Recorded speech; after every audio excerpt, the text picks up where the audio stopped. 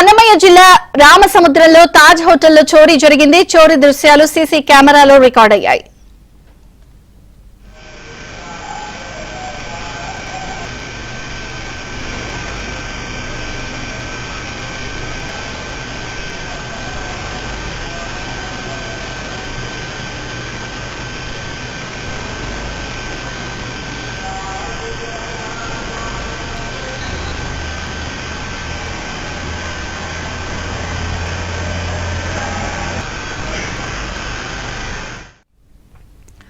హోటల్లో gas cylinder weighing scale మాయంపై యజమాని పోలీసులకు ఫిర్యాదు చేశాడు.